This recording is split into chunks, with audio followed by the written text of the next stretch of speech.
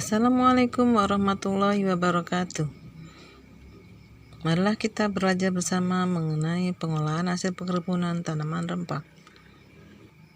Tanaman rempah merupakan bagian tanaman yang beraroma atau berasa kuat yang digunakan dalam jumlah kecil dalam makanan sebagai pengawet atau bumbu pada masakan. Berdasarkan kesamaan karakter dalam memberikan efek aroma dan rasa terbagi menjadi 6 rempah.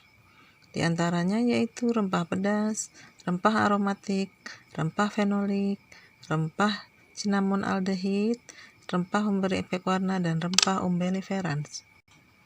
Rempah pedas itu bisa diberikan contohnya yaitu cabai, kemudian lada dan jahe. Ketiga contoh rempah pedas ini memiliki kegunaan yang berbeda-beda.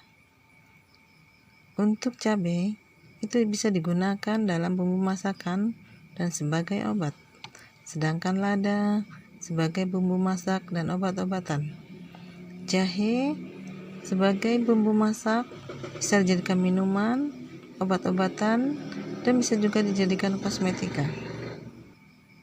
Rempah aromatik bisa dicontohkan yaitu dengan pala, kapulaga, dan vanili.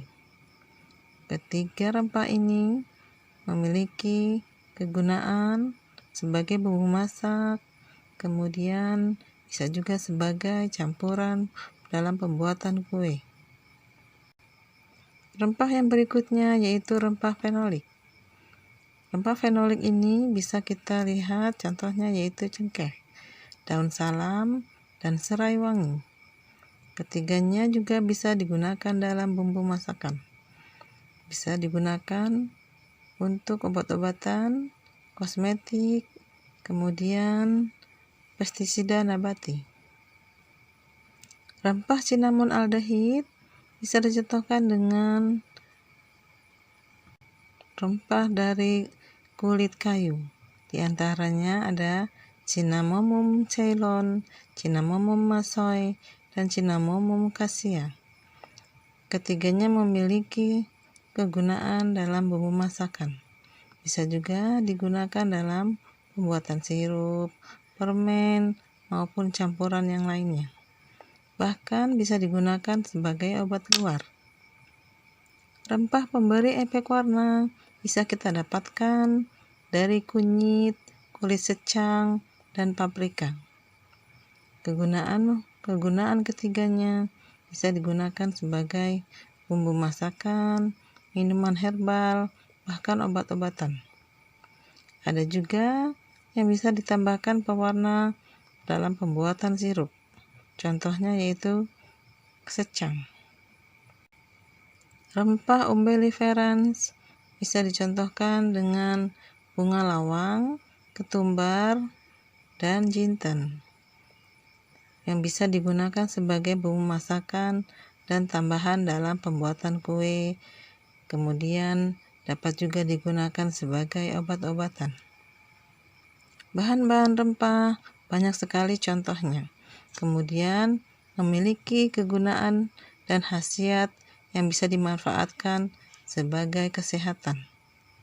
Salah satu contoh rempah yang dapat digunakan dalam manfaat kesehatan adalah jahe. Jahe dapat diolah menjadi jahe instan berupa bubuk yang siap dikonsumsi. Adapun dalam pembuatan jahe instan, kita harus menyediakan alat dan bahan. Alat-alat yang dapat digunakan diantaranya timbangan, wajan stainless, kompor, kemudian parutan atau blender, pengaduk kayu, gelas ukur, kain saring, ayakan, baskom, kemudian kemasan plastik. Sedangkan bahan yang harus kita sediakan yaitu jahe gajah sebanyak 0,5 kilogram, gula pasir sebanyak 1 kilogram, kemudian air yang digunakan untuk membantu dalam proses penghancuran menggunakan blender. Kemudian kita bisa menambahkan bahan rempah yang lain, diantaranya serai, kayu manis, kemudian cengkeh, garam, dan lain-lain. Proses pengolahan yang harus kita lakukan pertama yaitu memilih bahan baku sesuai dengan standar mutu yang telah ditentukan. Kita harus memilih bahan baku yang baik, yang bagus, kemudian memisahkan bahan baku yang tidak dapat digunakan. Setelah itu kita lakukan penimbangan sesuai dengan formula yang akan digunakan. Langkah selanjutnya yaitu melakukan pembersihan dan pencucian, kemudian pengupasan. Selanjutnya, jahe dihancurkan menggunakan parutan atau blender untuk diambil ekstraknya. Bahan-bahan rempah yang lain dapat kita tambahkan.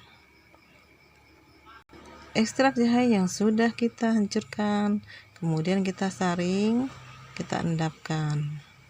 Pada proses pengendapan akan terbentuk pati jahe yang mengendap di bagian bawah. Dan sebaiknya pada saat kita memasak ekstrak jahe tidak memasukkan endapan yang terbentuk karena akan membuat proses pengolahan jahe menjadi tersimpang. Maksudnya yaitu tidak akan terbentuk kristal jahe, melainkan akan terbentuk gel, sehingga serbuk jahe yang kita harapkan tidak akan pernah terjadi. Bahan utama lainnya selain jahe yaitu gula. Langkah selanjutnya kita tuangkan larutan ke dalam wadah di atas kompor. Kita panaskan larutan antara gula dan jahe, kemudian diaduk sampai menggumpal dan terbentuk kristal. Kristal jahe yang sudah kita dapatkan, kemudian kita ayak supaya memperoleh jahe instan dengan ukuran yang seragam. Jangan lupa setelah kita memperoleh serbuk jahe, kita lakukan pengemasan untuk menjaga mutu serbuk jahe supaya tetap terjaga kualitasnya. Selamat menikmati. Sekian pembahasan mengenai pengolahan hasil kebun bahan rempah. Terima kasih. Wassalamualaikum warahmatullahi wabarakatuh.